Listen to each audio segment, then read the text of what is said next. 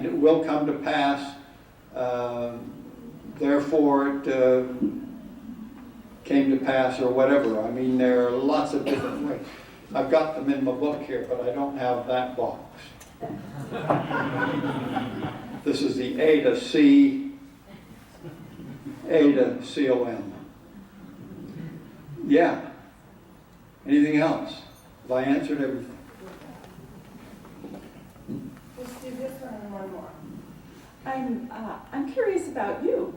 I'd like to know how you, this is fascinating. You've obviously spent hours and hours and years examining these things. And what brought you to a place, who are you that would bring you to a place where you would do this for us? And thank you. I'm just an ordinary person. Well, I'll tell you a little bit about myself. I was born in Salt Lake, raised Mormon, did not go on a mission, studied overseas for a couple of years and was in the service a couple of years, but then, as I've said in my paper, in my early 20s, I wondered about the Book of Mormon. And I don't know what caused that, but I did. And that got me into this. As I say, in 1976, after 14 years, I had come up with this. That leaves a lot of years between 76 and today.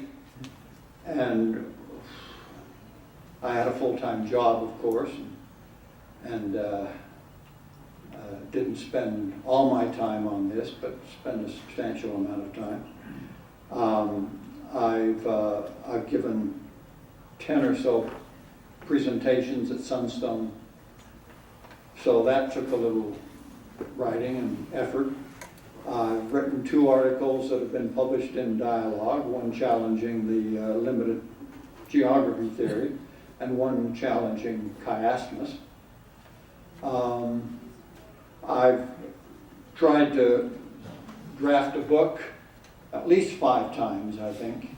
I've come up with 5 different drafts, 5 different titles, and this finally worked.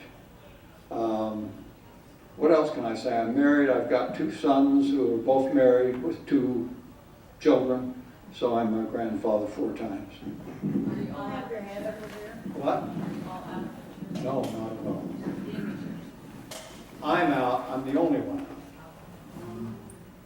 Yeah, the others are happy and in.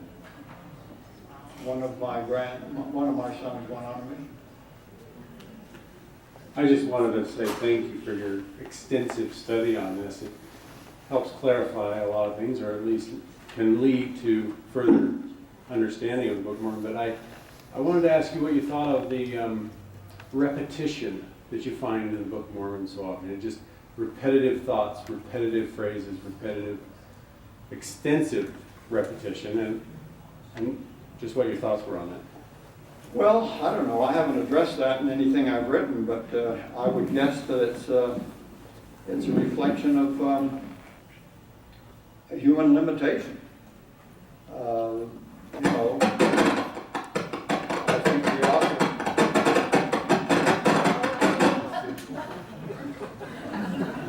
You weren't dancing. I think the author was brilliant, but limited like we all are as human beings. And come up with just so many ideas, I guess. I don't know. I don't know what else to say about it. Do you have any thoughts on that? Well, no, I've always found it odd that that as you're reading in different books or different chapters, you'll find that the repetition, he will say something, a thought, and then he'll repeat it again in a little different way, and he'll repeat it again in another different way, and I find it odd. It's almost like filler, is what it is. Yeah, well, I think I've probably identified a lot of those things as idiom, Book of Mormon idiom that's repeated. Okay. I mean, any phrase or anything like that that's repeated is usually repeated in some other author too. And so you've got Book of Mormon idiom that reflects a single person.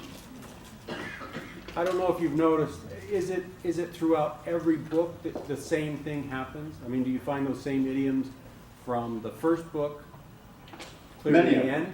Many of them. So it's Yeah. consistent. Yeah. Yes. There are some idioms that are used twice, is all. They're used by two different authors, or if one author does it, then that counts for the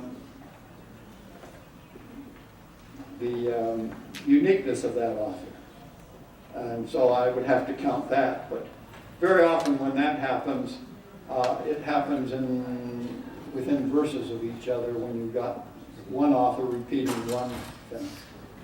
Other times it's way apart. Nothing occurs to me right now, but I've got a lot of them in the book here. Briefly, real quickly. We have to get out of here. You refer to the authorship of Joseph Smith. I'm from to do the same thing. But, as you know, many Mormons will use the stupid farm boy excuse. So, what do you think of, like, the Spalding-Rigdon theory or other theories about, do you examine that at all? Not really. What I've read about it, I mean, other scholars have challenged that, and I'm willing to accept it. Joseph Smith was all that was left.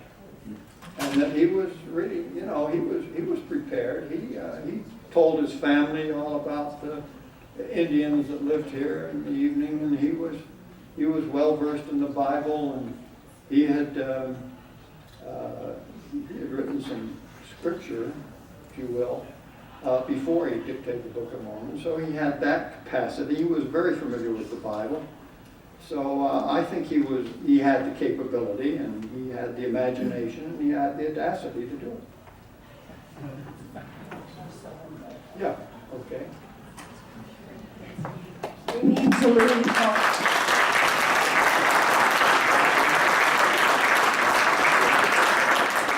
We need to leave the room as quickly as possible because they need to set up for dinner. And they start serving exactly at the time it says in your program, so you need to be here a little bit before to get to your tables. We'll see you later.